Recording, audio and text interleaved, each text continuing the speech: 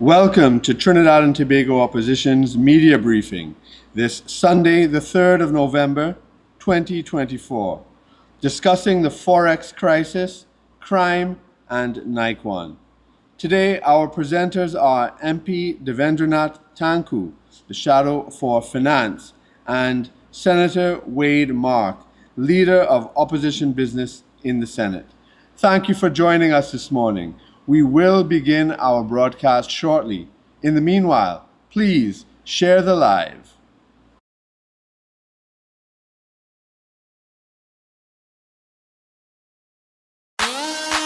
Everybody now, let's go. Come on, come on. Hey. Whoa, oh, whoa, oh, yeah, yeah, yeah. Whoa, oh, whoa, oh, yeah, yeah. It's time to make a difference. It's time to turn that page. We got to do the right things if we want brighter days. Cause things ain't getting easy and the road ahead is tough. It's up to you and I to make the madness stop. Every day the things getting harder, and every day the things getting rough, and every day they hike the food prices and they implementing more tax for the sake of our twin nation and the youth of the next generation. Let's stand united, show we're not divided. Let's show them now and send them a message now. Show them that we're the voice of hope. Send them a message now. Show them that our country ain't no joke. Send them a message now. Show them that we're the ones who care. Send them a message now. Oh, oh, oh, yeah, yeah.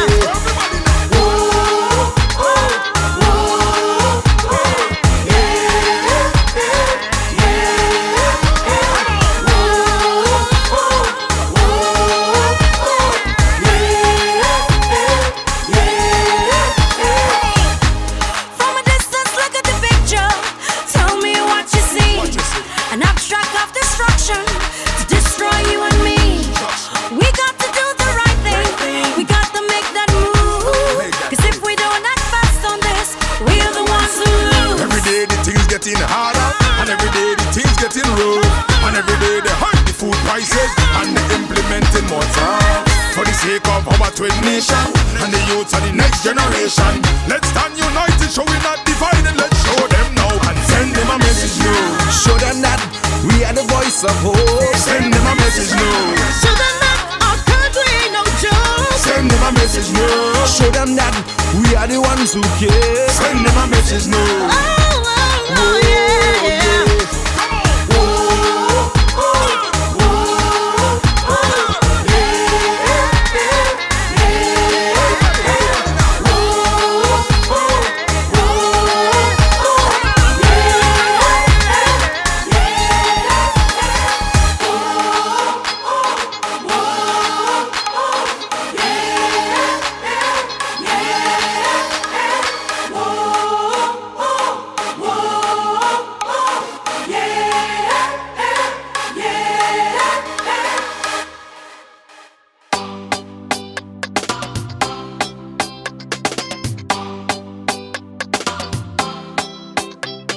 Make sure the talk is done now. Time to start back the work now. All the talk done, all the talk done. Work nation. We fed up by these people and all the bag of lies and everything that they're doing wrong, they're trying to disguise. Always pointing fingers, never wanna take the blame. We frustrated now, don't want no more, and we ain't taking it again. Talk done. Let's get to work again, cause we're sick of them and the lies. Talk done. Let's get to work again, cause the country needs to shine. Talk done. Let's get to work again. Come on, people, you know it's true. Talk done. Let's get to work again, cause the UNC works for you. Come on. From there we start the engine. UNC have the plan to build a brighter future for our Twin Island. Come on everybody, and you know it's true. It's time to start work again and the UNC works for you.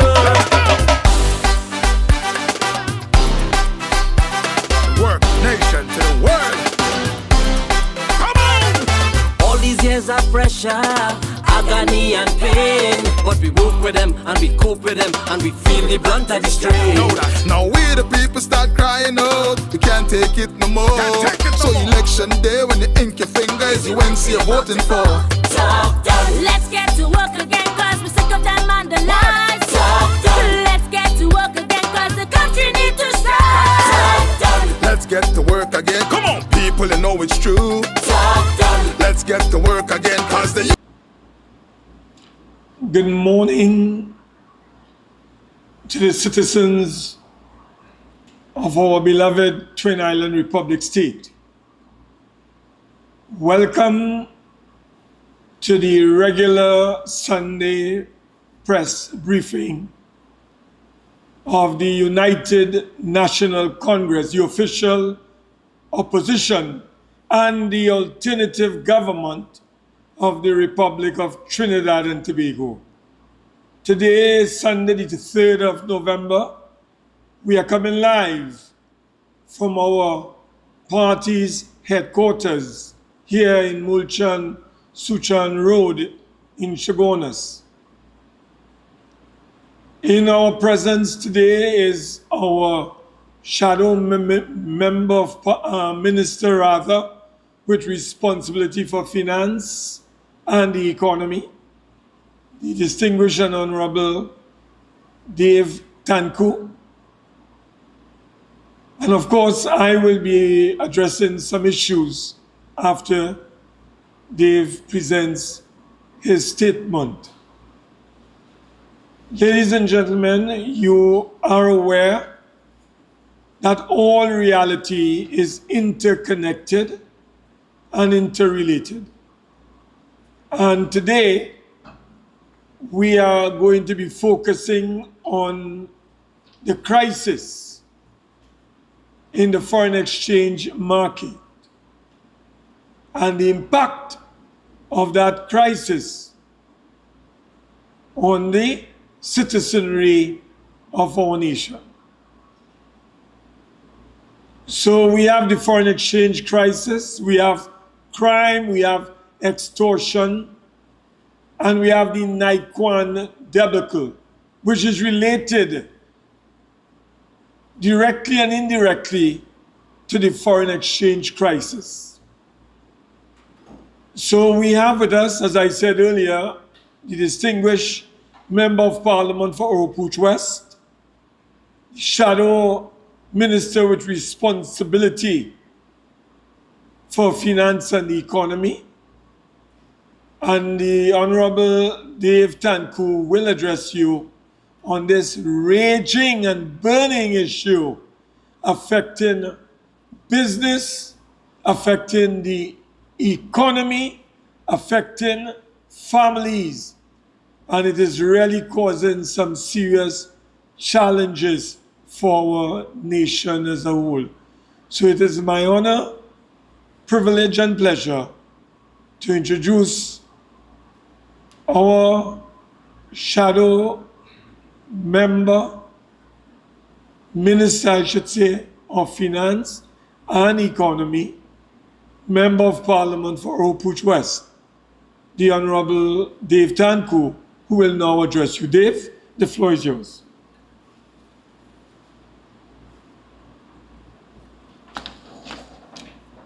Thank you very much, Senator Mark, and good morning to members of our viewing audience locally and internationally. It is my pleasure today to deal with several of these issues confronting Trinidad and Tobago at this time. You know, ladies and gentlemen, life in Trinidad and Tobago has not been easy over the last 9 years for average citizens. From spiraling crime to infinite tire-busting potholes to lack of pipe-borne water, the people of this nation continue to suffer under this elitist, apathetic PNM regime. But your loyal UNC opposition has been speaking out on your behalf, using every lawful means available to us to fight back against the PNM, exposing their waste, mismanagement, and corruption in the administration of your affairs.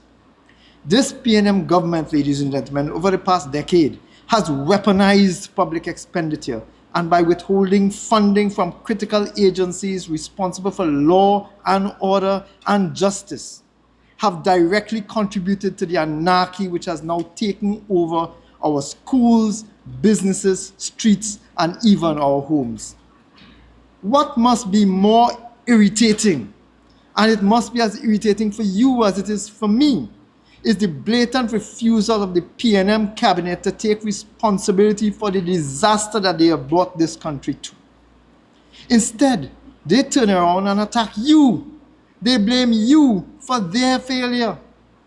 But let us be clear, ladies and gentlemen, these ministers work for you. It is your hard-earned tax dollars that is paying them upwards of $600,000 per year plus perks to seek your interests. They came to you, they asked for the job, and now that they have the job, they have abandoned their responsibility to office and say that it's not their job anymore. But they are continuing to collect their salaries and perks, You see, ladies and gentlemen, elections have consequences, and having abandoned their jobs, it is now time for them to be expelled from office. Citizens of Trinidad and Tobago are waiting for the chance to exhale, to breathe again, ladies and gentlemen. My colleague, Senator Mark, will deal with some more of these issues. Ladies and gentlemen, the PNM have become the masters of the big lie, experts at distraction and bacchanal. But none of that is helpful to you or to your family. PNM public relations and propaganda does not put food on your tables, gas in your vehicles, or money in your pockets, ladies and gentlemen. It does not save you from the bandits and murderers coming into your homes. It does not help you find a proper job, nor does it help you get a suitable education or health care. This government has spent the last decade and more than half of $1 trillion to gaslight this population. Every single economic, financial, and social indicator is indisputable evidence that life has gotten progressively worse since this PNM regime has taken over. And that is because PNM ministers are not interested in fixing your problems that they ironically have created in the first place. They are busy enjoying the perks of high office, personal security, expense accounts, millions in food and drink and entertainment, first-class foreign travel, all from the pockets of you, the taxpayers of Trinidad and Tobago.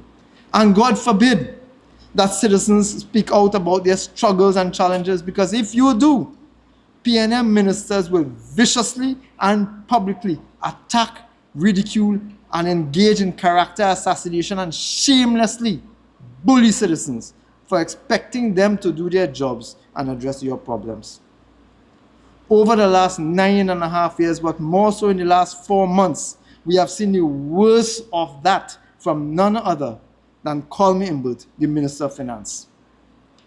This country is well aware of the personal war waged on the integrity of the Auditor General because she refused to bow to the inappropriate demands of the Minister of Finance and his seniors to add $3 billion to the country's revenue without evidence to support it. That sordid scandal occupied the front page of the newspapers for weeks, and the country now knows the truth, that the Auditor General was being victimized for doing her job. Last week, we saw this nasty tendency raise its head again. Ladies and gentlemen, for the last decade, the Minister of Finance and his minions have repeatedly told this country that there's no foreign exchange crisis, that there's adequate foreign exchange in the system, and that we basically had enough foreign reserves.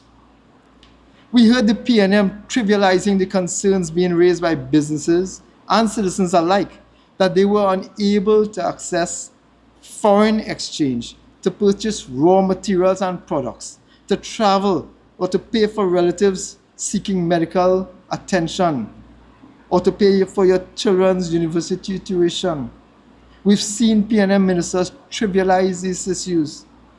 Now, to be clear, not all businesses have been complaining about not being able to get foreign exchange to meet their obligations. Curiously, the problem of access to foreign exchange does not seem to affect all businesses equally. It's like in the animal farm. In animal farm, it seems that some are more equal than others. Some businesses, especially large conglomerates and their associated interests, seems to have absolutely no problem getting foreign exchange, even to pay bills for products and services that appear frivolous. To be clear, during the term of this government, micro, small, and medium-sized enterprises, which are much greater in number than the large businesses, seem to have the greatest difficulty in getting foreign exchange from the banking sector. And it is this group, the SMEs, the micro, small, and medium-sized businesses, which has been speaking out against the government for the last decade. Since Imbert became Minister of Finance, it has become obvious that the distribution of foreign exchange is conducted in secrecy, favoring particular business houses to the detriment of micro, small, and medium-sized businesses. During the last 10 years under this government, the government's elitist and discriminatory policies in allocating foreign exchange has openly favored specific groups, resulting in their rapid expansion at the expense of others, especially the micro, small, and medium-sized businesses. Monopolies have been created simply because they could access foreign exchange while others in the same type of industry could not. The resultant effect is that prices of goods and services have increased because some importers are forced to pay back market rates, making them uncompetitive against the mega players and favored business houses who have easy access. Your opposition, the leader of the opposition and the United National Congress, has consistently raised this issue inside and outside of Parliament. I maintain the view, ladies and gentlemen, that the distribution of foreign exchange has been weaponized in favor of particular business ventures and individuals, resulting in the vast majority of micro, small, and medium-sized businesses and ordinary citizens being unable to access even minuscule amounts of foreign exchange to meet their obligations. But the minister's gaslighting has failed because citizens are feeling the pain. We who live in the real world know that there's a foreign exchange crisis, and no amount of gaslighting and denial by the minister and his minions will change that. Ladies and gentlemen, during the COVID-19 pandemic, it was this same micro, small, and medium-sized sector that was abandoned by the government, and in particular, this Minister of Finance, who took an entire year to introduce a window of hope to the MSME sector. But what he did was put in place such difficult and onerous conditions that the vast majority of these businesses were again blocked out from accessing Forex. Once again, ladies and gentlemen, only certain companies seemed to benefit. 1 year ago, just 1 year ago, during his budget contribution, Minister Imbert promised for the umpteenth time that an ease in foreign exchange pressures was on its way. Based on meetings with certain stakeholders, including the central bank, commercial banks, and the business community, Imbert announced that his solution would strengthen the foreign exchange market. He said then, and I quote, and I asked the citizens to take note of this, the minister said then, "We," that is the minister, "we will set an agenda to determine the causes and effects of the increased demand for foreign exchange. We will design strategies to deal with the current challenges and establish the most appropriate policy or the allocation, management, and distribution of foreign currency." End of quote. Imbert said new arrangements for preferential access to foreign exchange for qualified small and medium enterprises will be implemented within 6 months from October 2023, which should reduce the demand for sales of foreign exchange using credit cards. Do you think any of that has been done? Not at all. This is yet another con job. When it comes to the MSME sector, all this minister has is mama guy and nothing else. If anything, today these MSMEs are worse off with not a single hope of gaining access to foreign exchange, given the further tightening of access and given the combative, abusive position taken by the Minister of Finance. This will not get better. For Colm Imbert, the MSME sector is of no value.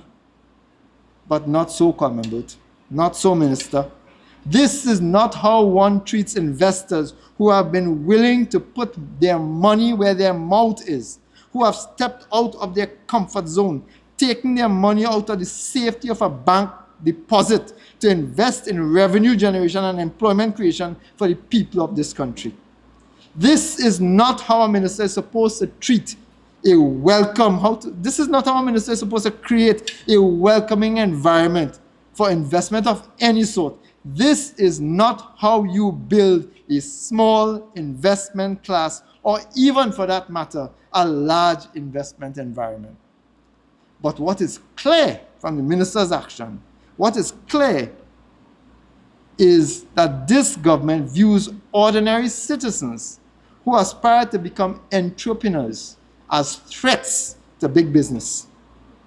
You see, while Minister Imbert hurls abuse at the small-scale businessmen, Minister Imbert's obvious contempt for the SME sector must be compared with how he treats with large business corporations, where he makes the extra effort to instruct the governor of the central bank to instruct the injection of millions of US dollars into the system for his big business friends to suck out. Imbert's bias, high-handedness, and even malevolence towards these MSMEs have driven them literally to the thriving black market for US dollars or to use their credit cards to pay for suppliers. Now, with the commercial banks further cutting foreign exchange allocations, these fledgling businesses are doomed. Why, by the way, why is this flourishing foreign exchange market being allowed to continue by the PNM? Why do you think that the black market has been thriving? Why do you think business have been pushed towards the black market to pay extra higher costs for foreign exchange? Why do you think that is so? It's not because of scarcity, and I will prove that just now. It is because there's a vested interest on players on the government side to promote and facilitate black market transactions in this country. But that's another story for another day.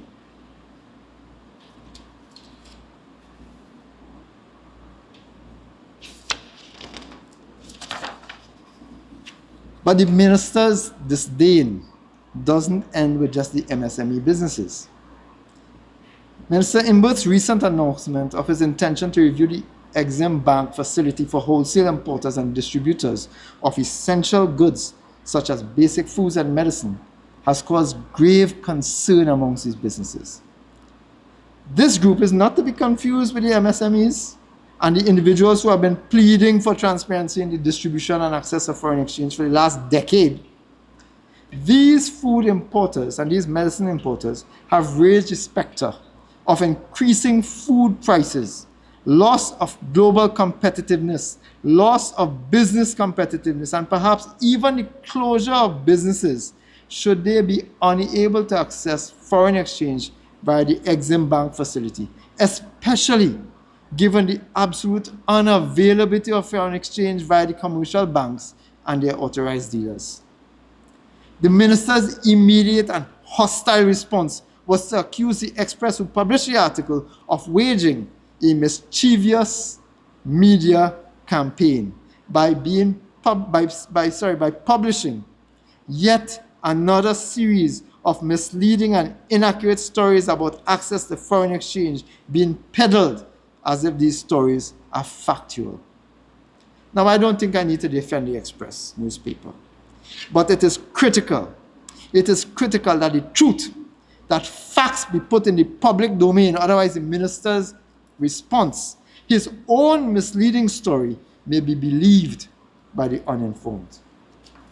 You see, Colm Imbert is an experienced politician who is highly academically qualified, and I'm certain that he understands the English language. I have read the article that allegedly irked Mr. Imbut, and nowhere in the article does it say that the Exim Bank was funding the importation of fireworks or vehicles. Nowhere in the article was that said. In fact, the article was very specific, citing real concerns by businesses who in fact were existing users of the Exim Bank facility and who would have ensured that the country was provided with food and medicine throughout the PNM lockdown during this COVID period. These are the investors and businessmen, ladies and gentlemen, whom the minister is today saying that they are somehow holding the country to ransom. This is the vicious allegation designed to incite the population being made by the Minister of Finance against these businesses, ladies and gentlemen. And that is exactly why businessmen requested anonymity, for fear of victimization and further discrimination in their attempts to get US dollars. This is the state that we have been brought to in this country when a businessman is petrified of being penalized and bullied by the Minister of Finance and financial institutions under his direction. And this is not a small group, ladies and gentlemen. There are 110 companies which are affected by this decision to shut down the Exim Bank facility, and all of them have employees in communities across this country. All of them pay taxes, generate revenue, etc., etc., etc.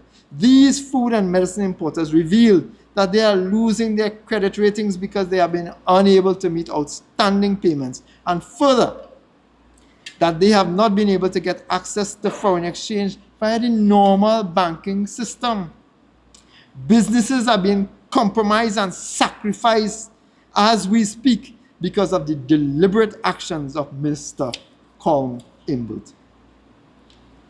Given what these businesses are importing, food and medicine, one would have expected that Minister Imbut would have immediately tried to find a workable solution to ensure that the food and medicine scarcity and higher prices that they are warning about does not materialize. Isn't that common sense? This is not champagne and caviar and American pumpkins, strawberries or Cuban cigars.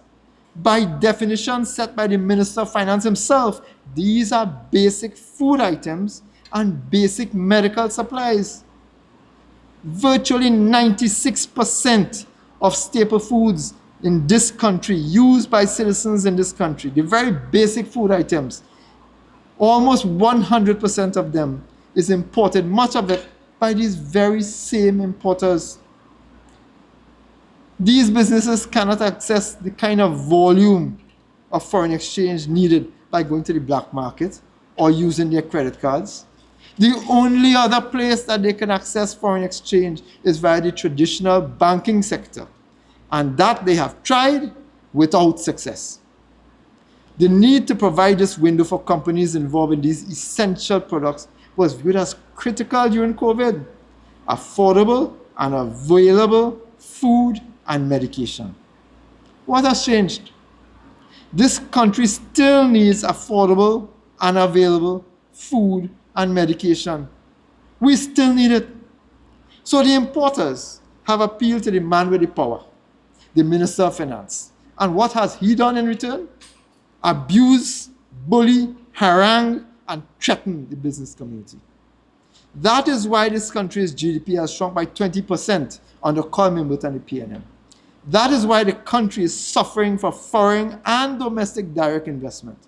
The Minister of Finance, with his ego greater than his height, is literally chasing away potential and existing investors, crashing the ease of doing business by his refusal to establish a transparent mechanism to facilitate foreign exchange distribution.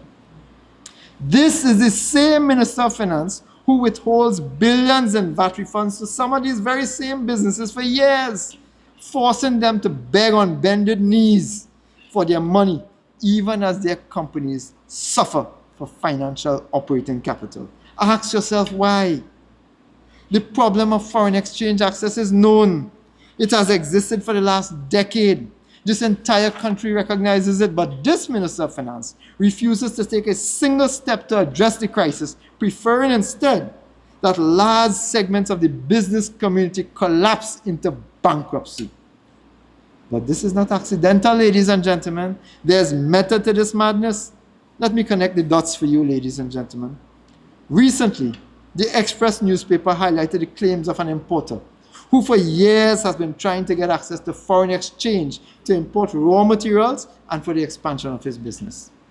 Let me state at the outset that I do not know any of the principals or any of the employees of Ramsaran Dairy Products. What I know of this case is what is in the public domain, unrefuted, and in case submissions filed in the Supreme Court by the company, to the Supreme Court of Trinidad and Tobago. What I do know is that this company, is just one of thousands who have had severe challenges in accessing foreign exchange via the regular banking system. One of thousands.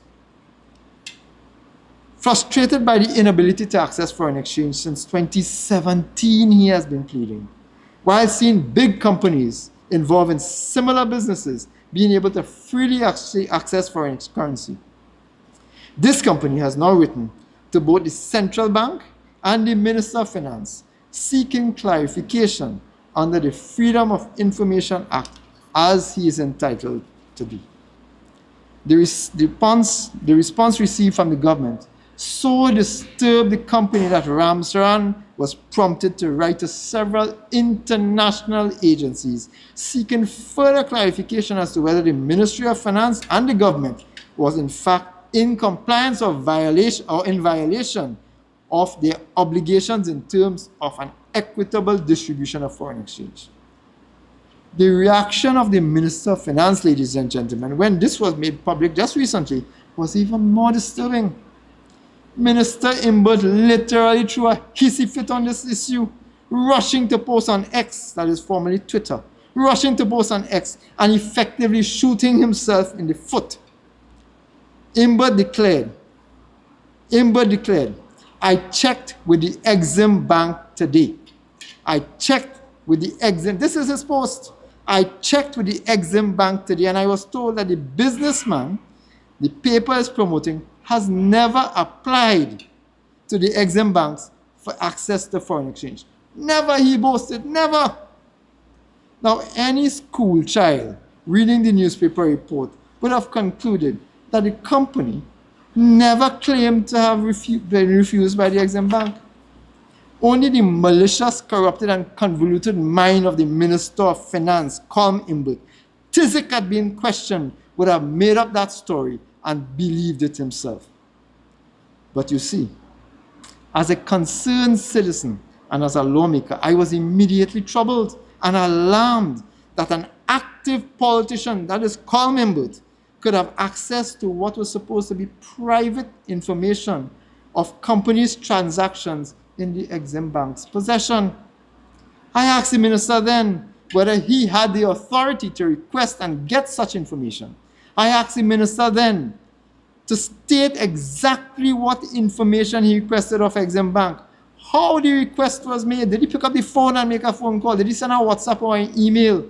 And on what basis did the Exim Bank provide that same information to the Minister of Finance? Well, that seems to have caused the minister to jump into a hissy fit number 2, again punctuated as before with misdirection, mischief, and outright lies. Look at it here, ladies and gentlemen. This is his post. According to Imbert, my offense is that I dared to ask him to explain himself. I dared to ask him where he got the information from, how he did, and whether he had the legal authority to do that. There, Mr. Imbert, calling me names does not distract me. Although it seems to be characteristic of you and your government ministers, your fellow government ministers, to call people names, to sully their characters, to assign blames and characteristics that only you know about. Mr. Imbert, I am not afraid of you. And I don't care what you say or do to me. I will call you out every single time you overstep your authority and fall in your duty. And I do this on behalf of those citizens who are afraid of speaking out and exposing themselves to the vindictiveness of this PNM government. We will not be distracted by your old talk, by your name calling, by your abuse. We will call you out, Minister Imbert, until the country has the answers for the questions that have risen. You have completely failed to provide any explanation as to how you were able to access the Exim Bank's records. Mr. Imbert, stop the old talk. Answer the questions today. The chairman of the Exim Bank, the CEO and directors of the Exim Bank, they too owe this country an explanation. What other information has been provided to Minister Imbert and other what authority? This is exactly why, ladies and gentlemen, the Revenue Authority must be opposed, because Imbert and his cabinet colleagues will have access to everyone's financial information for political victimization and abuse. Today, following the minister's post and his last hissy fit, I challenge Minister Colm Imbert to provide any evidence of any association between myself and the company that has so offended him. He cannot and will not, because the minister himself, Minister Colm Imbert, knows that he has lied.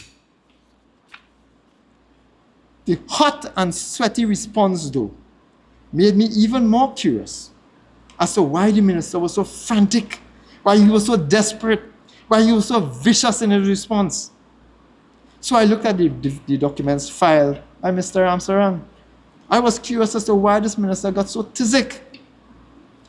What I read in one particular document, in one particular attachment, disturbs me greatly, and it must disturb every right-thinking citizen of this country, especially those who have been unable to get a fair access to foreign exchange.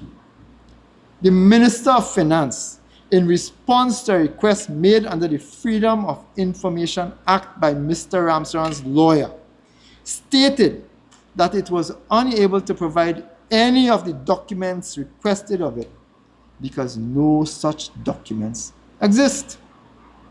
But what were those documents? Here are some of the documents requested and the minister's response. Document 1, the request: foreign exchange allocation policies for the period 2015.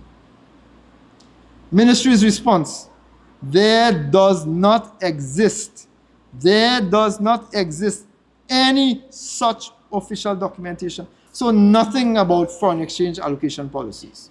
Document 2, the request: any document detailing the total amount of foreign exchange given or allocated by the central bank to commercial banks for distribution in the local markets for or between 2015 to 2023. The ministry's response: there does not exist any such official documentation. Can you believe that?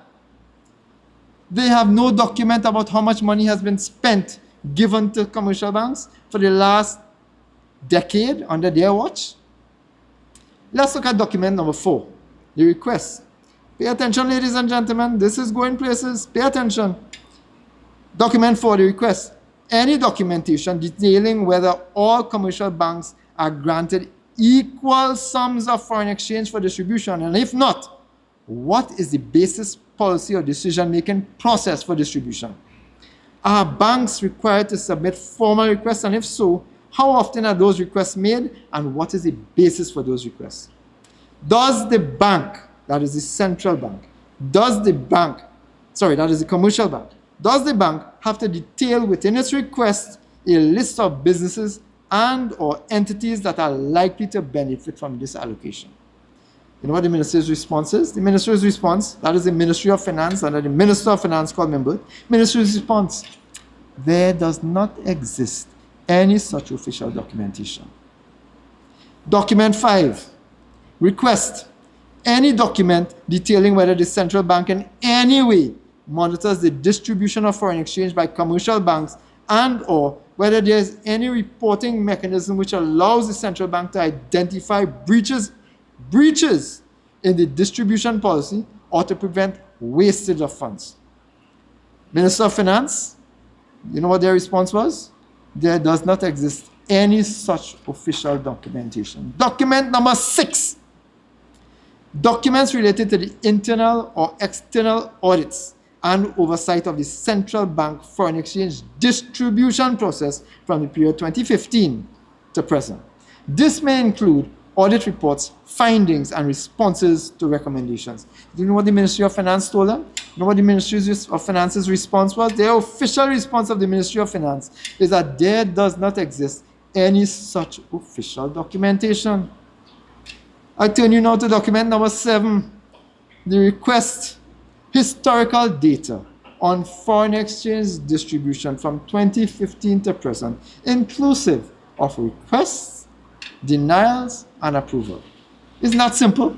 They've been giving out money. Surely they must have some track record saying how much money they have given out, how much money has been requested, how much money has been denied. They must have that. That's basic information.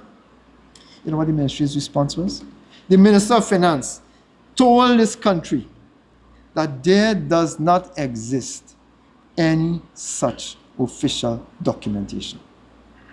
What this means, ladies and gentlemen, and this is frightening, what this means is that there is no official policy that deals with the allocation of foreign exchange to businesses and individuals. Nothing that guides the central bank on how to determine how much and whom to give hundreds of millions of foreign exchange distributed every year. In fact, by the governor of the central bank's own statement, this government, the governor of the central bank, injects over $1.2 billion every year into the financial system.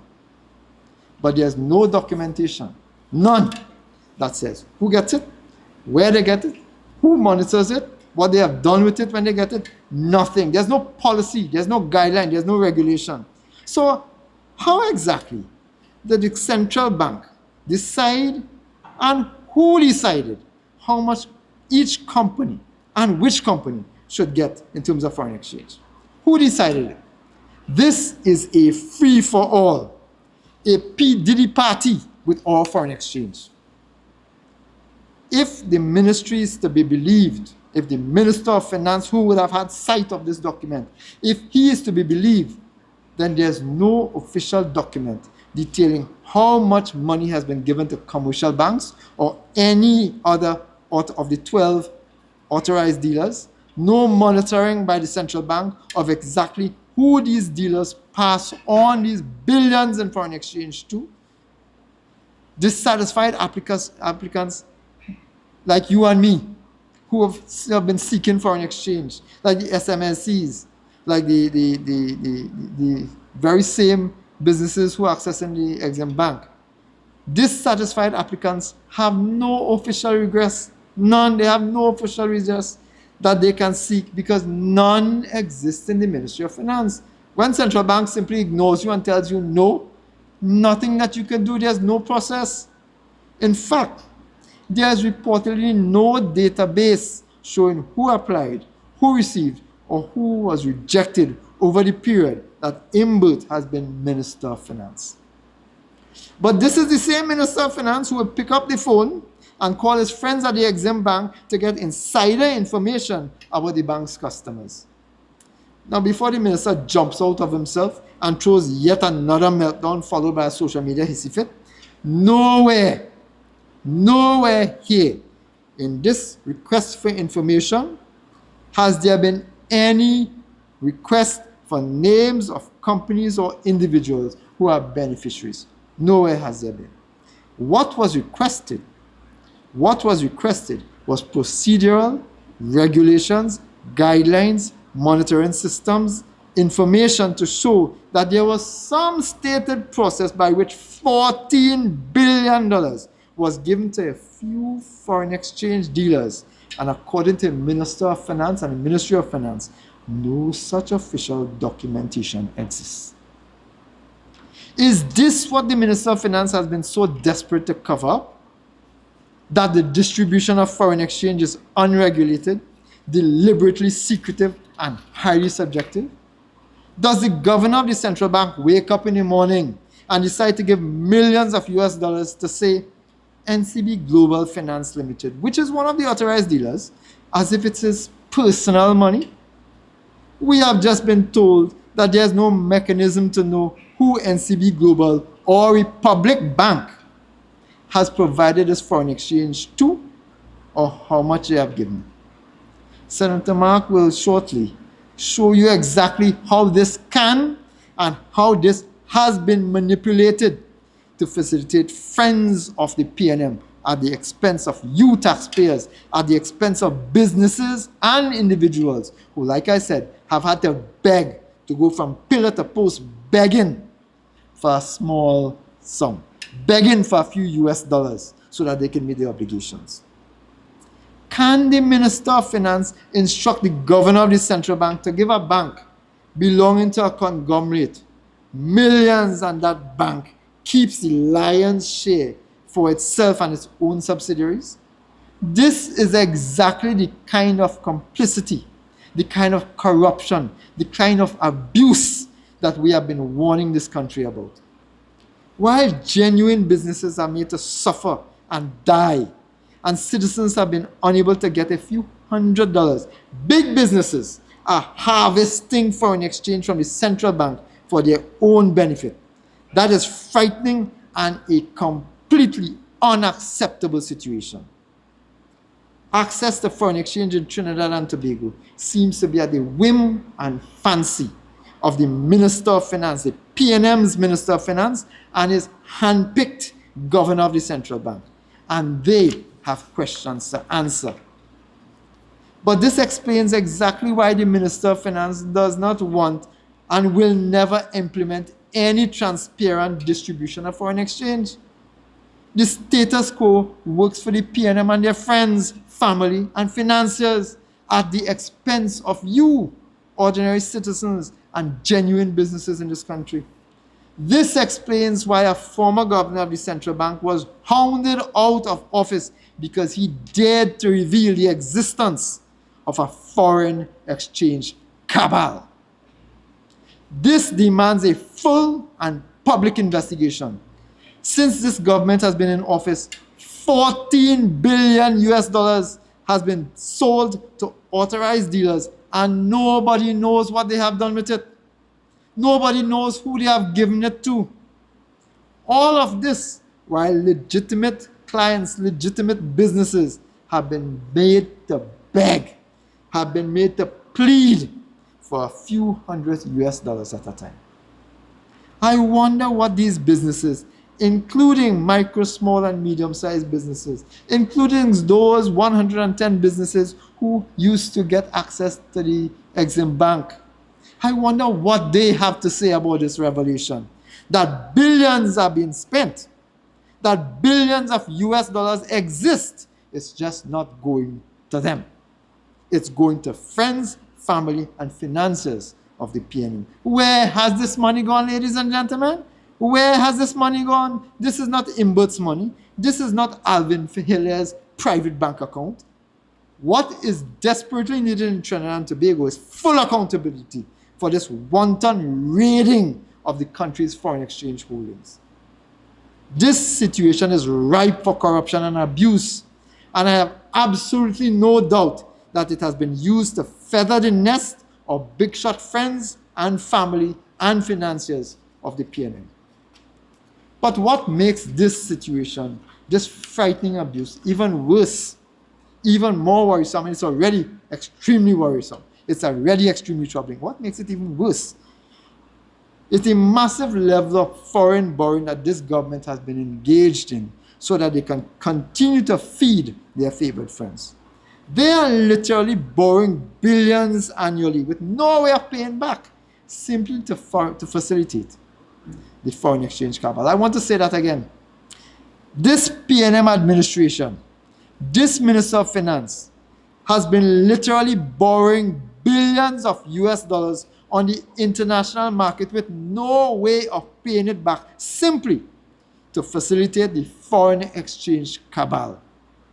This is the PNM government that shut down Petrotrin, a large net foreign exchange earner, so that they could offer the country the mirage of dragon gas.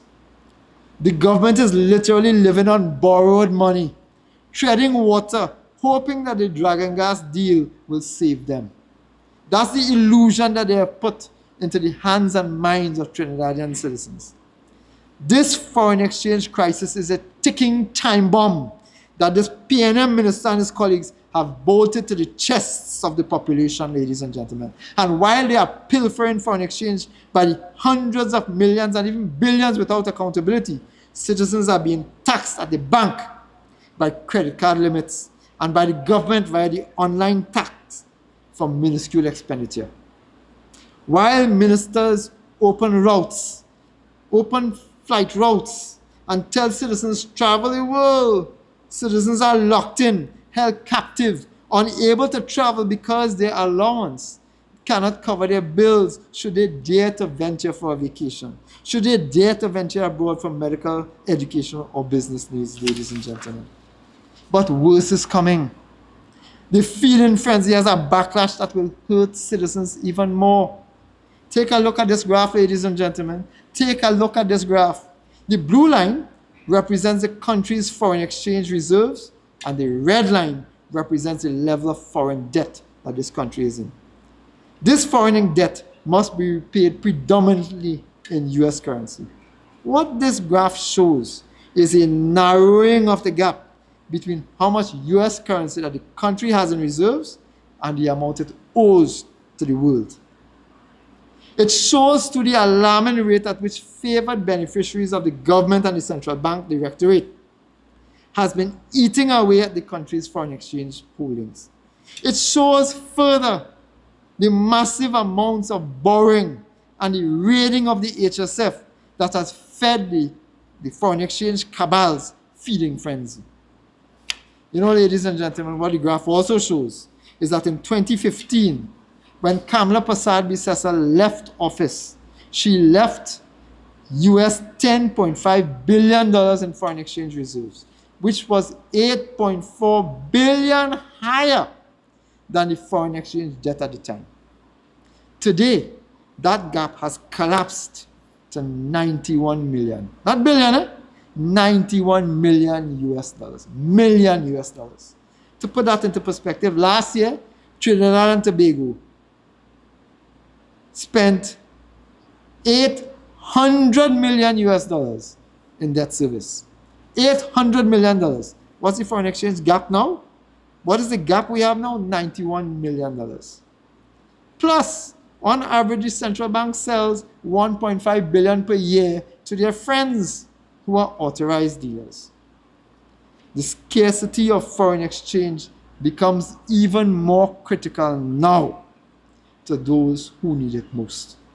This country is suffering a textbook definition of a foreign exchange crisis, a currency crisis, with the external debt being almost equal. It's at 98% of the country's foreign reserves, the worst it has ever been in the history of this country. That is the management. That is thanks to the policies of this PNM administration. Call me Mbert. That is his policy. Call me Mbert, the governor of the central bank, the prime minister. This is their policies which has pushed this country into the hell that we're experiencing now. This raises, and that is something the country needs to pay attention to, ladies and gentlemen, this raises the real concern that the country will not be able to meet its international obligations. We are in a debt crisis. Obviously, one of the critical factors has been this government's complete inability to develop new industries that are capable of generating foreign exchange. This country has been suffering because this government lacks the will and the ability to create new streams of foreign exchange, except for borrowing, except for raiding the HSF, except for selling off state assets. Minister Colm Imber's focus has been exclusively in facilitating the foreign exchange cabal to guzzle away at the country's foreign exchange holdings, including the reserves at the central bank and raiding the HSF. Since this government has been in office, there has not been one single new and substantial source of foreign exchange to date. Instead, this country has experienced multiple years of negative foreign direct investment, meaning that investment is leaving the country rather than coming here. This Prime Minister, Dr. Keith Christopher Rowley, once described himself as the country's best salesman, but nobody once described himself as the country's best salesman, but nobody is buying that rubbish anymore.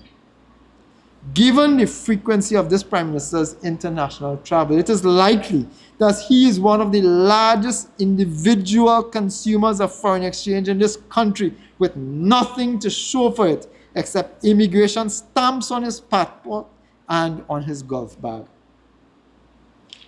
Ladies and gentlemen, in 2015, it was a fact that this country had enough foreign exchange to meet its requirements. The data shows that. However, uncontrolled, unregulated, secret dealings in the sale and use of foreign exchange, favoring certain business houses, have severely undermined this country's holdings of foreign currency. What is needed are new investment generators, products and industries which can quickly maximize the use of existing resources of the country.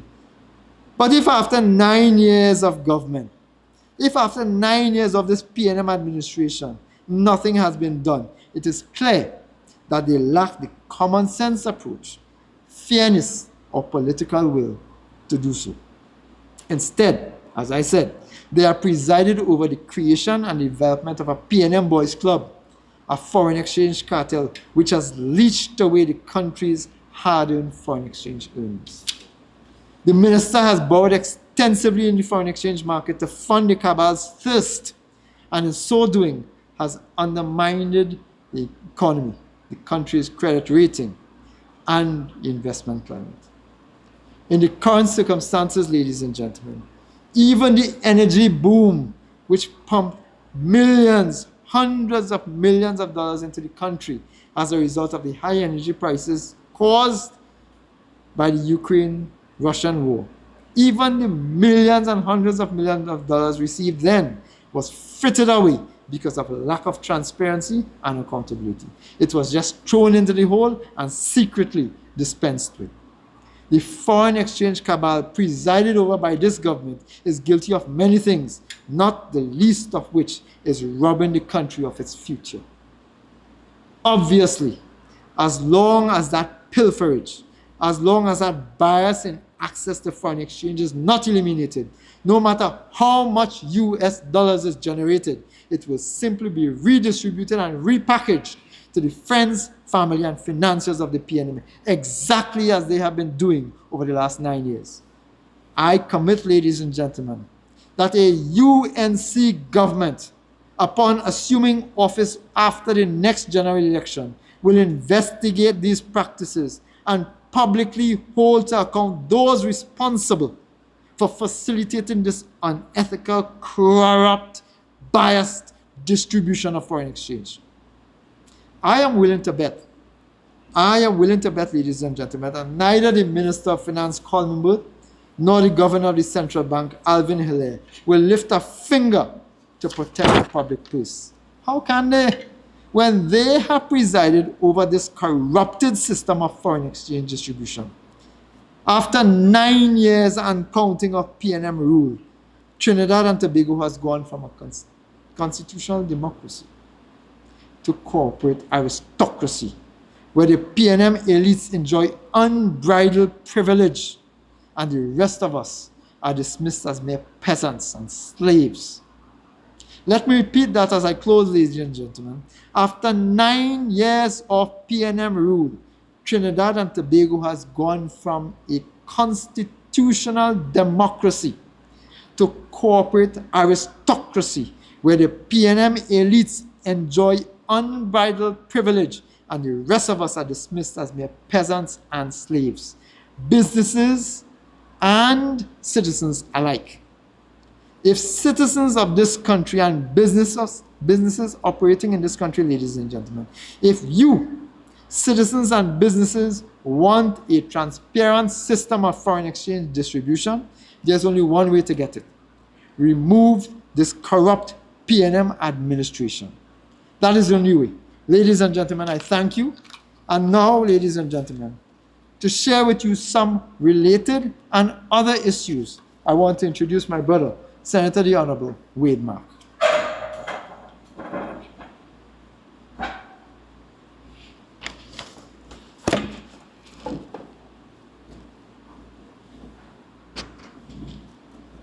Thank you very much, my brother Dave. Now, colleagues and friends,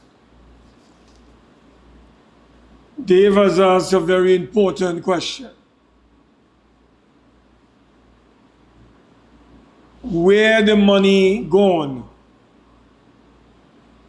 Where has the 14 billion US dollars gone in the last 9 years? There's a foreign currency crisis, a foreign exchange crisis in our land. Business is being affected negatively. And worries are the order of the day. Whether there will be a food crisis, whether there will be a pharmaceutical crisis because of that scarcity. So I think that issue is a very important one that is addressed by my colleague, Dave. But let us look at what has been concretely happening with foreign exchange in Trinidad and Tobago.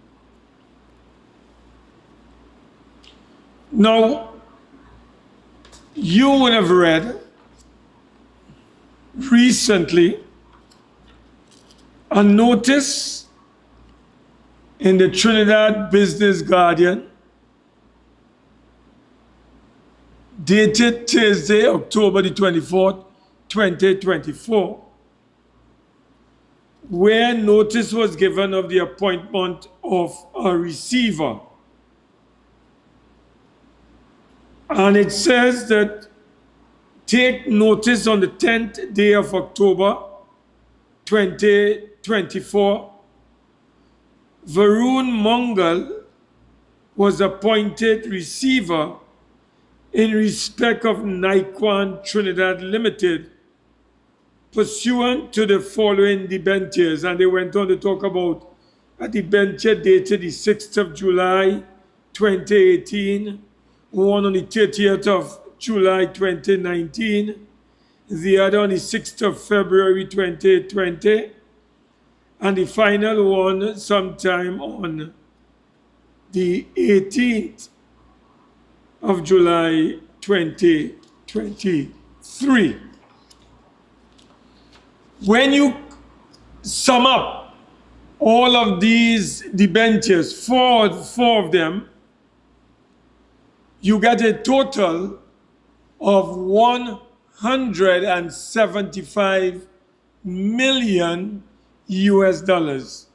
When converted, we are talking about 1.2 billion TT. I want you to pay attention to that figure of 175 million US dollars. That amount tally the number of note holders that are owed monies in US dollars by Niquan. But Niquan has an agent, which is a collateral agent, in this instance, Republic Bank. So when you add up all the note holders, sums of monies owed to Republic Bank through Niquan, we come up to 175 million US dollars. Now, members of the media, this is only one small aspect. Republic Bank has been able to lend monies via these note holders in US currency amounting to 175 million US dollars. What is even more interesting is that there's an article in the Business Express dated, I think it's the 17th of May, Friday the 17th of May, 2024. And the headline is, Niquan gets default rating from CARICREST. And what we are being told here is that as at the 31st of March of 2024, Niquan had owed its customers or had accumulated debts amounting to 450 million US dollars. So up to the 31st of March 2024, Niquan had accumulated some 450 million US dollars. The question that we have to ask here and now, where did Niquan, how was Niquan, I should say, able to borrow all its funds through different banks, through different note holders, amounting to 450 million US dollars? Republic Bank did not lend them monies in TT dollars. The debentures, the mortgage debentures are showing that they borrowed monies from the RBL, Republic Bank Limited, in US currency, amounting to $175 million. That is where we are at today. So when my colleague asks the question, where the money gone? Where has the US billions of dollars over the last 9 years gone? And it has gone, ladies and gentlemen, to loans taken out in US currency by these various entities, including Republic Bank Limited, ladies and gentlemen. That is where the monies have gone. So we are in a situation where there are several note holders who have loaned monies to Niquan.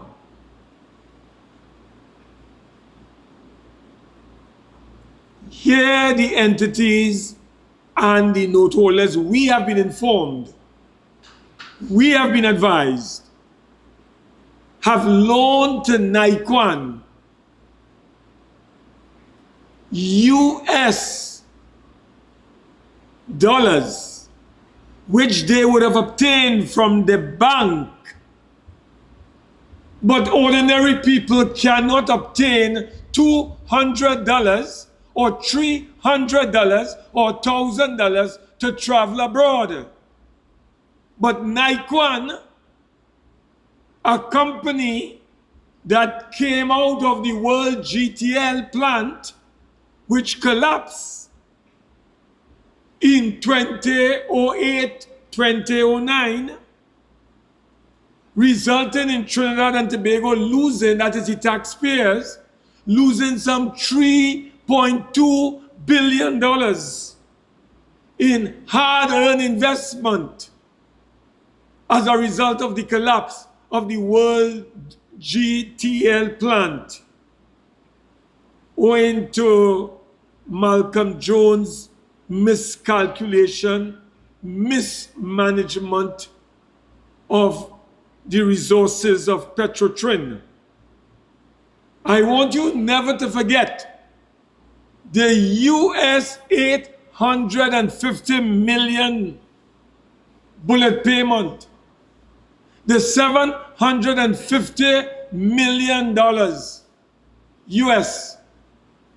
All of these things came as a result of commitments via Malcolm Jones through Petrotrin, through a number of projects and activities. And we are paying today, as we speak, for that kind of mismanagement.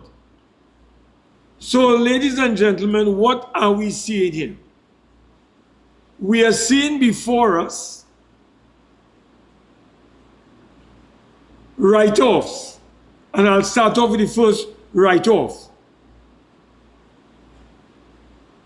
Republic Bank Limited,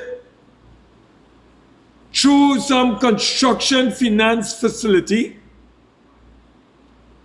and we want Republic Bank to tell Trinidad and Tobago whether it has written off some $150 million as a result of an investment in Niquan.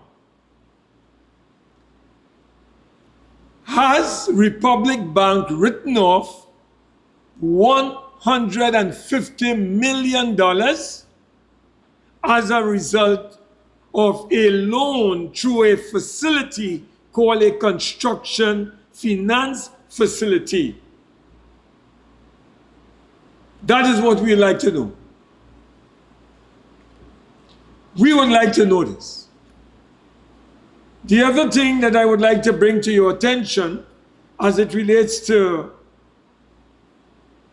bodies that are accessing US dollars that ordinary citizens cannot access, but because of their investment in Niquan, they are able to access US currency. There's a credit union, we understand, called Tancoo Credit Union. And they are able to access US currency to the tune of 405,000 plus another 400,000, totaling 800,000 US dollars. Where is Tancoo getting 800,000 US dollars from? It is from the banks. Which bank? We don't know. The point that Tancoo made a short while ago. They are distributing and allocating currency, US currency, to their friends, their family, their financiers. And nobody has control over what they do and when they do it and how they do it. But citizens, small business, micro business, medium-sized business, suffering in the process. We are made to understand that there is another credit union called the Teachers Credit Union, and they were able to access through this investment into Niquan, and they must deny it if that is not true. They invested some 2.2 million US dollars. They are able to get $2.2 million to invest in a company that has gone belly up. A receiver has been appointed to salvage the assets so that they can pay note holders, including the Teachers Credit Union. Yet still, they were able to invest 2.2 million US dollars into Niquan. Now, what is our concern? There's another credit union called the Central Finance Facility Cooperative Society. They were able to invest 1.7 million US dollars into Niquan. But Niquan has been put into receivership by Republic Bank Limited, and its receiver is Varun Mangal. But you had this particular credit union investing 1.7 million US dollars according to our information. We call on this credit union to tell us if this is true or not true. And the First Citizens Bank has invested some 7 million US dollars through either contractors or suppliers who took out loans and they have to repay.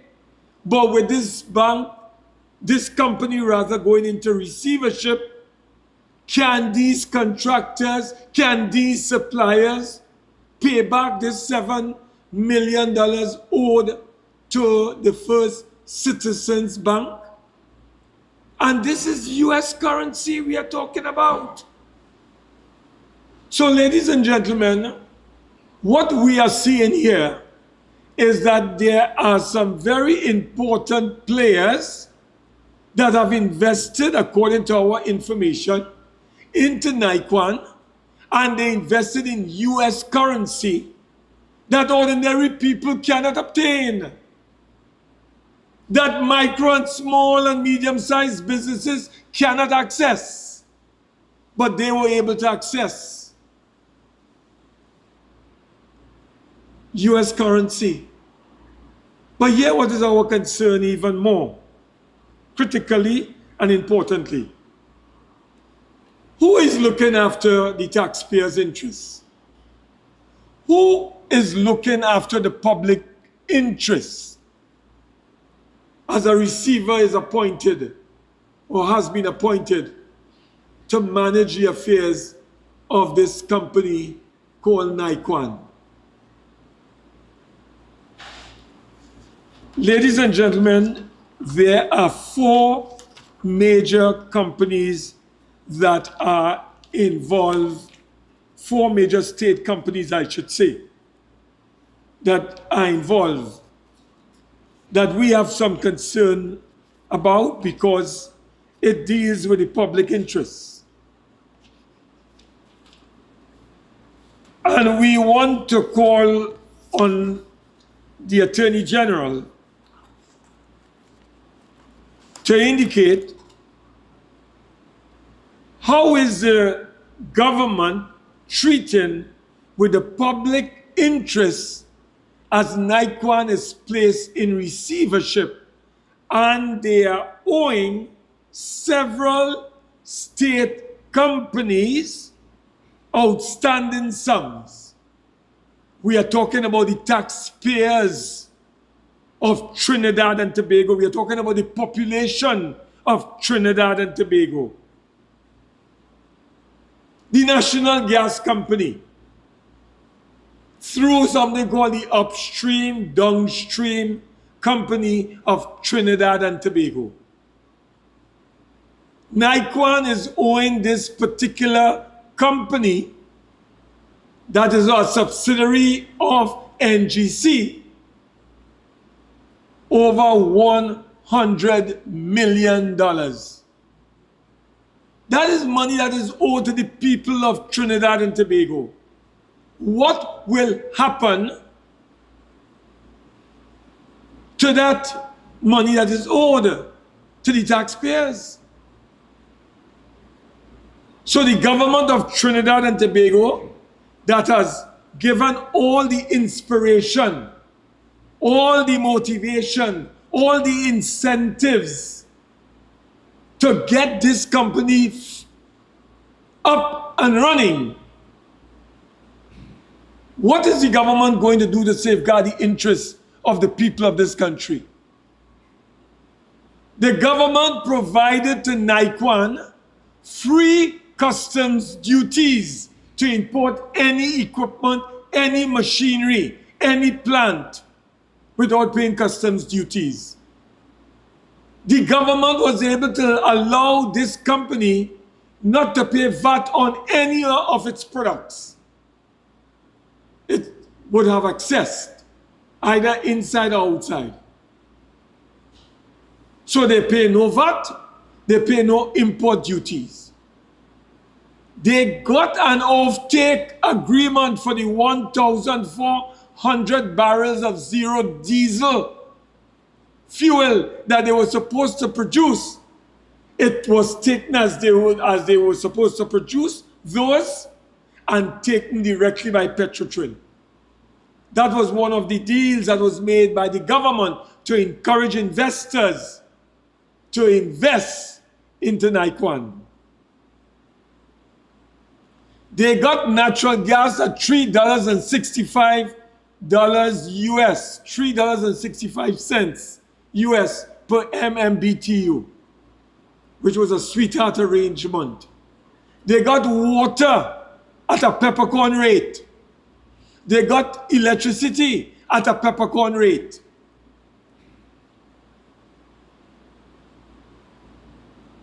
They got 4.2 hectares of land belonging to the people of Trinidad and Tobago at Point Tapir, which is equivalent to 20 acres of land.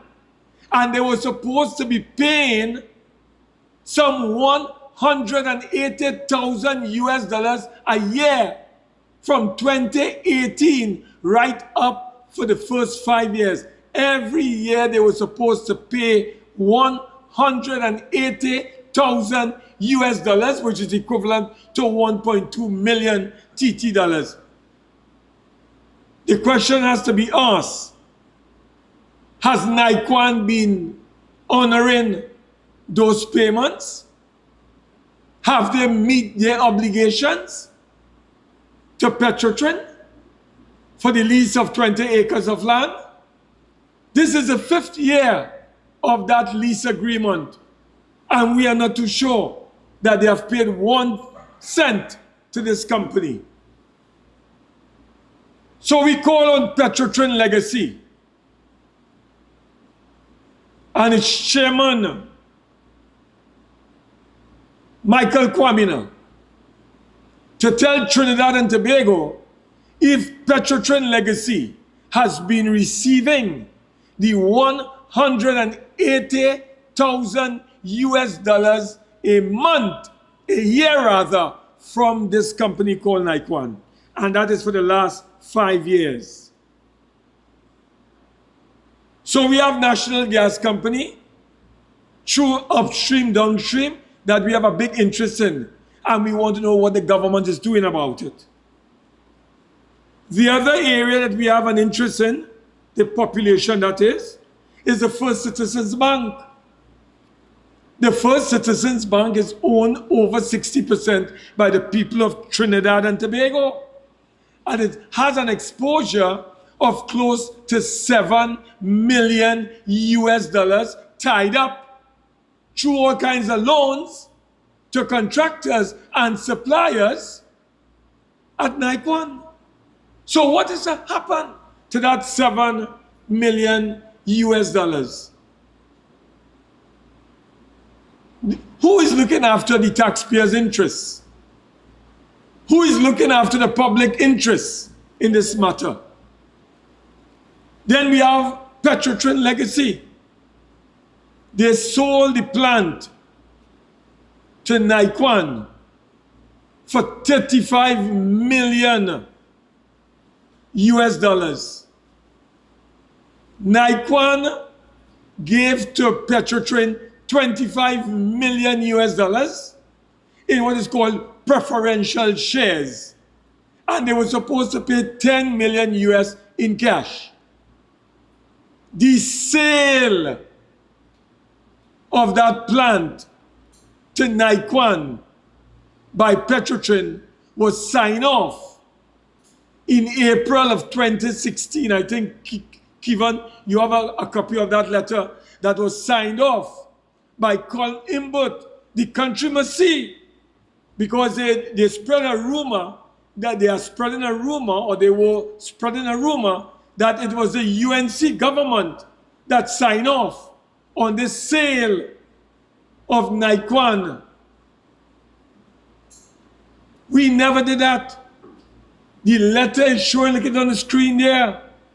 The letter is showing that the Minister of Finance, Colin Imbert, signed off on that letter sometime in April, I believe, of 2016.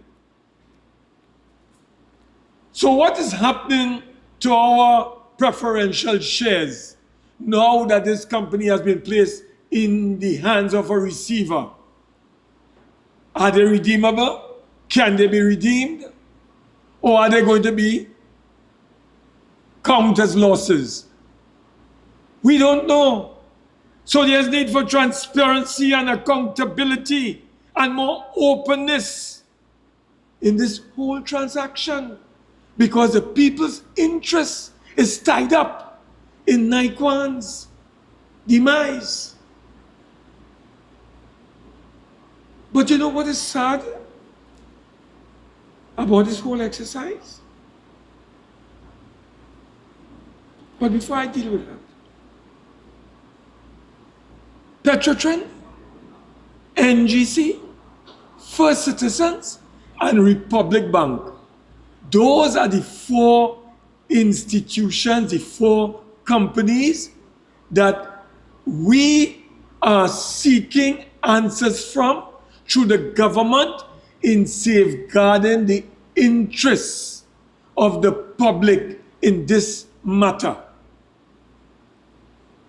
We have been informed, and we are calling on the authorities at Petrotrin and Niquan. Was the deed of lease registered? Was it registered? Did registration take place? Or was there no registration of the deed of lease? We are hearing that no registration of that deed took place. If that is so, that is very troubling and concerning. So we call on the authorities to indicate to us whether the deed of lease was ever registered. You know what we observed too, ladies and gentlemen? The deed of lease is dated 2018. It is signed by a director called Renal Ajoda Singh. It is signed by a fellow called Ainsley Gill, CEO and founder of this company called Niquan. But you know what, Dave? There is no day. There is no date outside of 2018. So we don't know if it was signed on the 6th of March, 2018. All we have is a document that says 2018. That is all we have, 2018. But you have signatures by Renal Ajoda Singh, director of Petrotrin, and you have a fellow called Ainsley Gill, founder and CEO of Niquan Energy Trinidad Limited. Is that a valid document? Is that a legal document? Is that a lawful document? Why was that allowed to happen? Why did Petrotrin allow a document to be signed without being dated? This is questionable. It's very worrying. Ladies and gentlemen, what we have taken place in Trinidad and Tobago, I call them the 4 horsemen of the apocalypse. The 4 horsemen of the apocalypse have been facilitated. The rape of the treasury of this country as they seek to facilitate their friends, their families, and their financiers to live off the fat of the land. There's a feeding frenzy at the treasury under the supervision of these 4 horsemen of the apocalypse. And that is what we have been going through, and I'll tell you why I'm saying this. WGTL came into being in 2004 as an idea, and they borrowed money to effect it. You know, by 2008, 2009, they realized that that project cannot fly. You know why? Because it never was commercialized any part of the world. So the gas to liquids plant was unviable, and we lost $3.2 billion. And the 4 horsemen of the apocalypse played either direct or indirect role in that exercise. Fast forward to 2016, 2018. They sold that plant for $35 million to Niquan Energy Trinidad Limited. Its parent company is Niquan Energy LLC, based in the United States. You know what?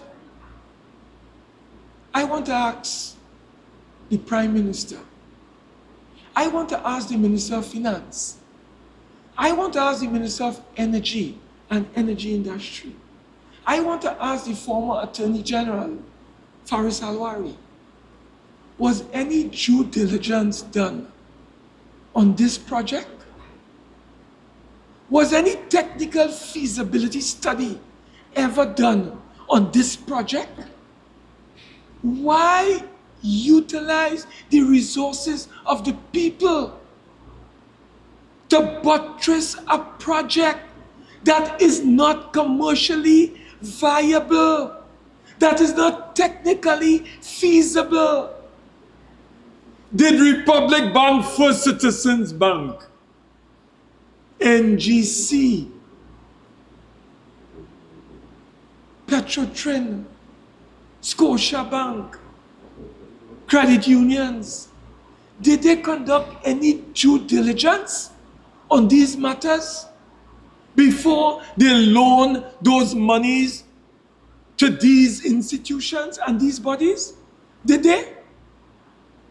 Ladies and gentlemen, we are talking about billions and billions of dollars involved. This comes like a Shakespearean play. It is Act 1, Scene 1. That is the World GTL. Then we come to Act 1, Scene 2, which is Niquan Energy Trinidad Limited. And then we come in now to Act 1, Scene 3, Petrotrin, Point-a-Pier Refinery. It is the same PNM playbook at work. They are seeking to sell our multi-billion-dollar refinery for a song and a dance to their friends and financiers. You remember we exposed a group of 2 electricians called Quanten out of California when they were trying to sell our refinery to these 2 electricians. Now we have a situation where Scotiabank is overseeing this exercise to sell or lease our Pointe-a-Pierre refinery to 3 shortlisted companies. Oando out of Nigeria, that is under scrutiny and investigation by the Securities and Exchange Control in Nigeria, of Nigeria. You have a company called Inca Refining filing for Chapter 11 bankruptcy under the Bankruptcy Act of America in the Louisiana district. And then you have a company called Crow Consortium made up of DR Commodities Limited, Ocala, and Chemitech. And when we did the search on DR Commodities Limited, we were led to India, New Delhi. And who did we find on the board of directors of DR Commodities, the parent company in India?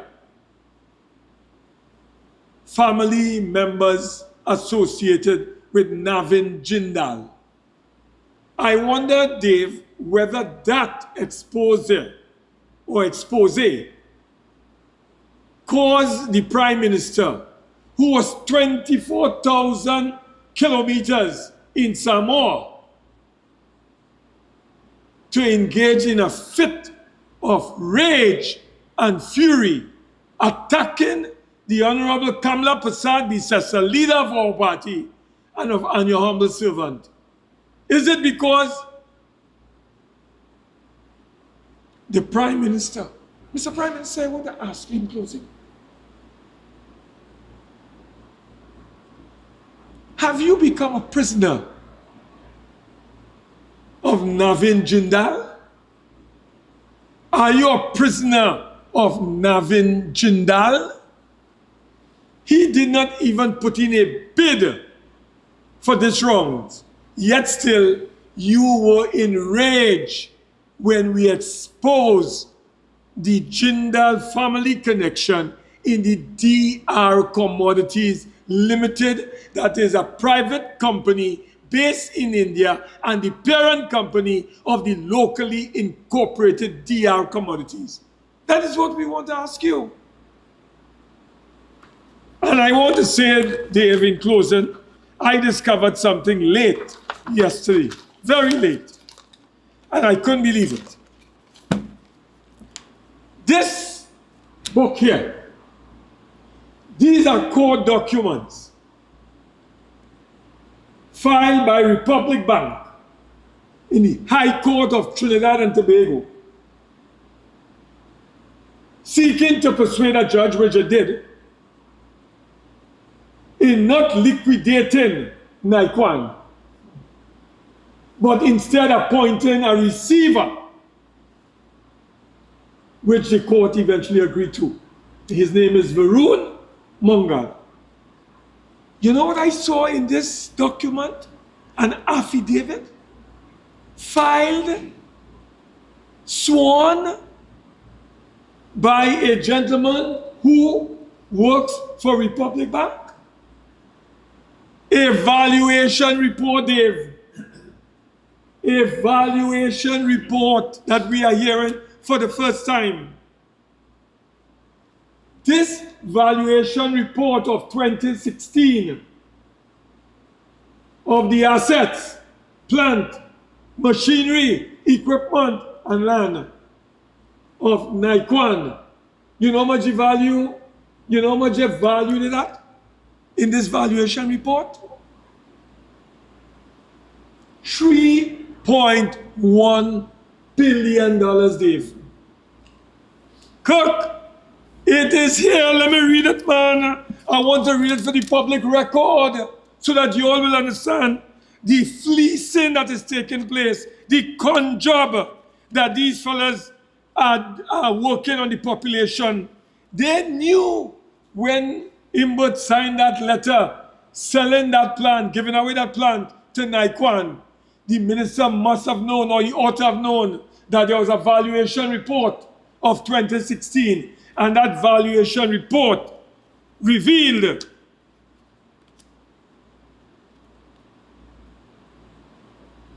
it says, and I want to quote here,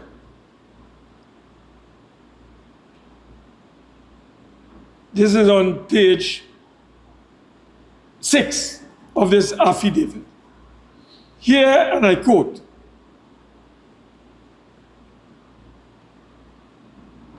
RBL is in possession of a 2016 valuation report that had been prepared by Ernst & Young. So Ernst & Young prepared this valuation report in 2016. It goes on.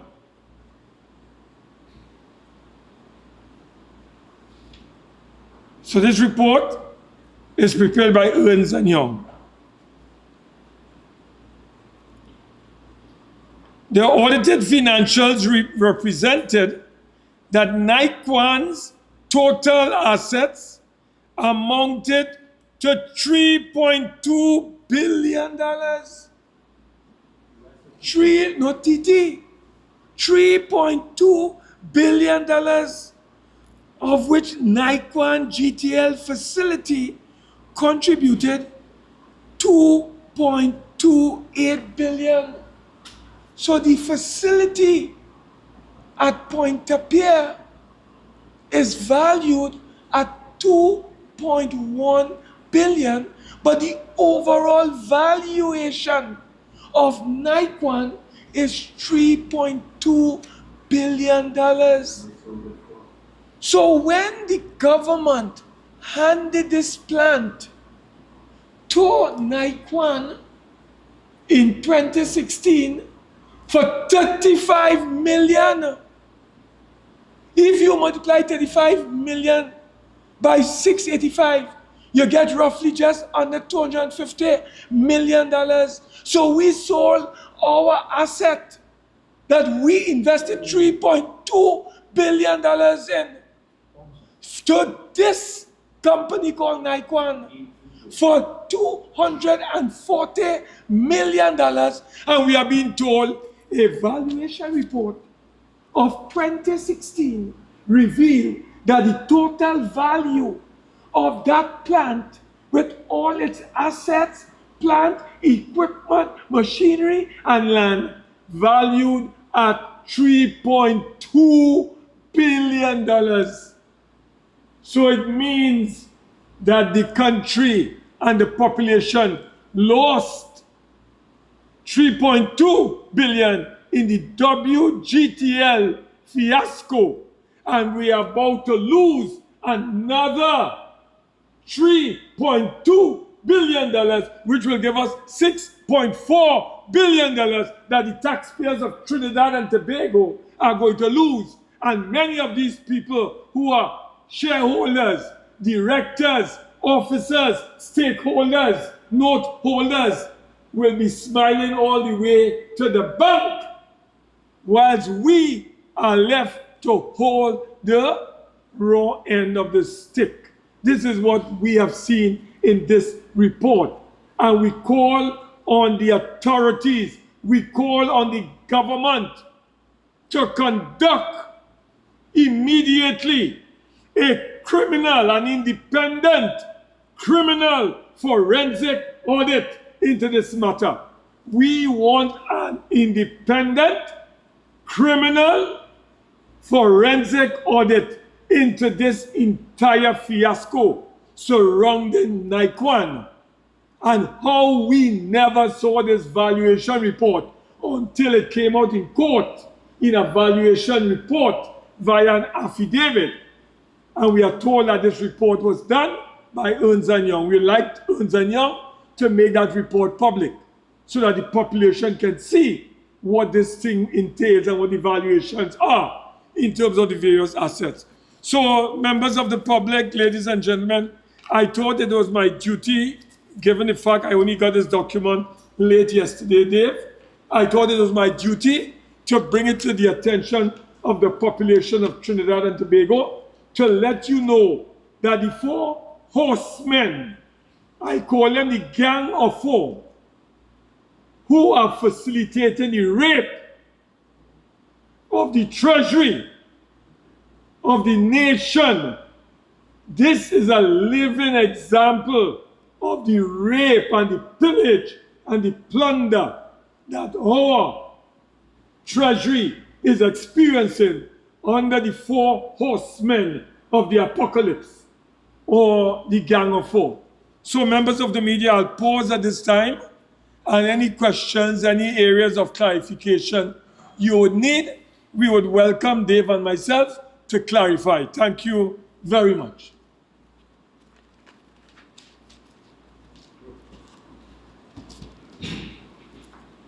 Yes, thank you very much. I have a few questions here. Let me start off with MP Tancoo. I have a question from Guardian Media here, Tancoo. His question is, in your capacity as UNC chairman, can you tell us when screening for candidates for the upcoming general election will commence? And do you have an agenda in terms of which seats the UNC will begin with? And can you tell us if the UNC will be contesting the 2 Tobago seats? Thank you very much to Akash for the question. I am extremely glad that the country is so interested in the role and function of the United National Congress and in the candidates that we'll be putting forward. What I could say today is that that information with regards to when screening will start, that information with regards to how many seats are going to be contested, that information will be shared with the national community in due course. Look forward to it. It will come out soon. Thank you. Okay, I have some more questions for MP Tancoo. The editorial of one newspaper today has suggested that the exchange rate should be floated to deal with the crisis. Do you think that this will help alleviate the problem? I think that floating the exchange rate requires some conditionalities which does not exist in Trinidad and Tobago now. And as a result of that, it is inappropriate. I think it is wrong at this point in time to even consider going that way. In fact, if you focus on what I have said during my contribution this morning, the problem may not just be the lack of will, the lack of new revenue sources. The problem may not just be in terms of the supply. The problem is in terms of transparency. Maybe if there's a transparent, fair, and equitable distribution of the existing foreign reserves that the country has and earns, we will not have a situation of the crisis that we currently do. Another question is, what would you or the UNC do if it gets into government to treat with this foreign exchange crisis? Oh, well, clearly we will start at the easiest part. The easiest part is to establish a free, fair, transparent distribution process, properly regulated for existing foreign exchange. The other part is to generate new sources, new streams of foreign exchange.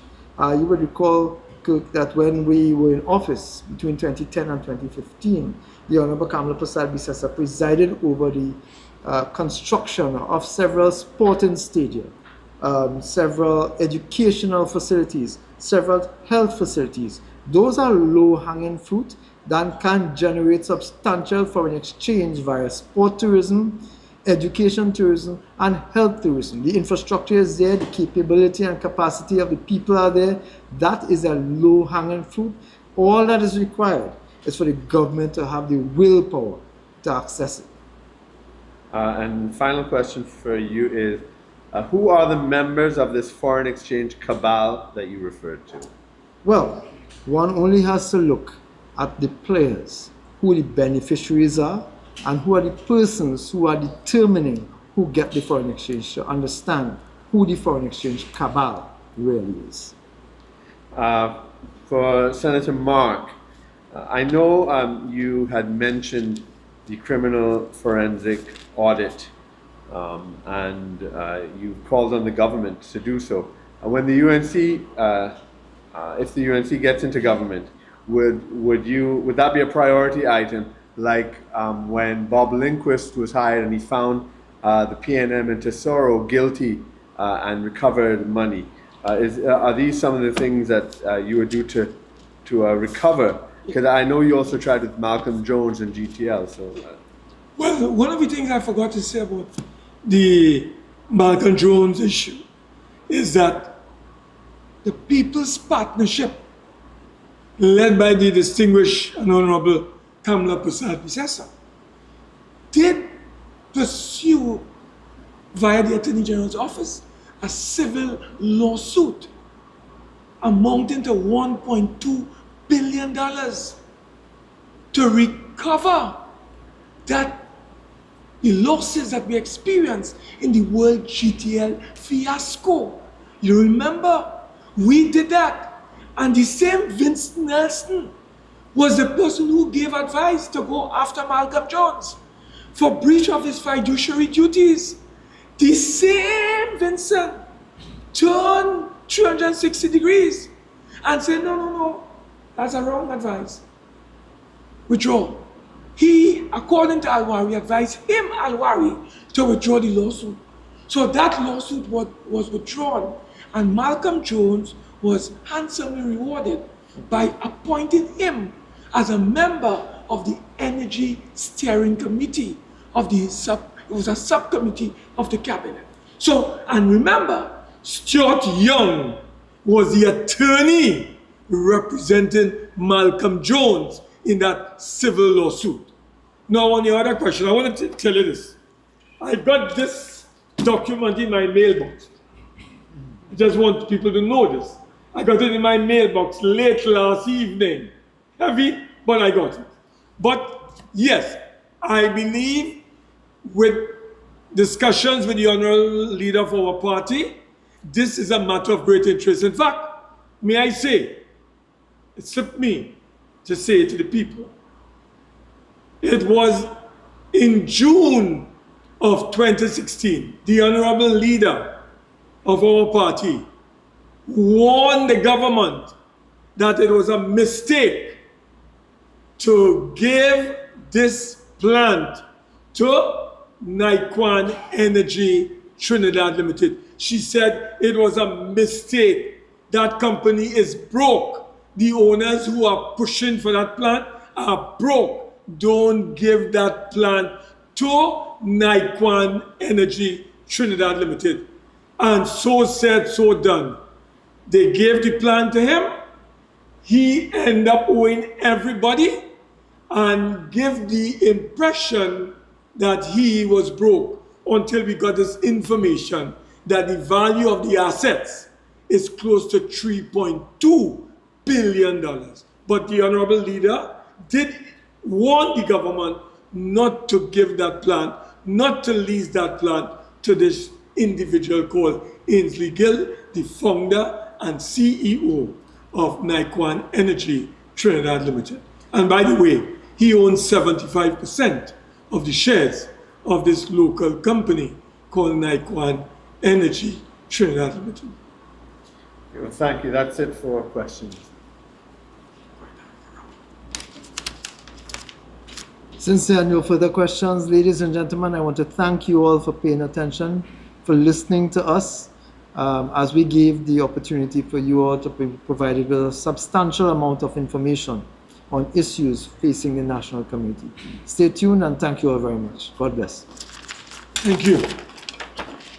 Do you know that in 2016, 66 liters of diesel cost $100? Today, under the PNM, you get 20 liters of diesel for $100.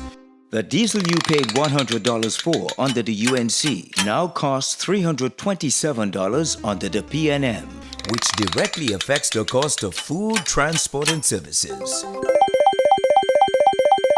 Guess who I'm voting for next time?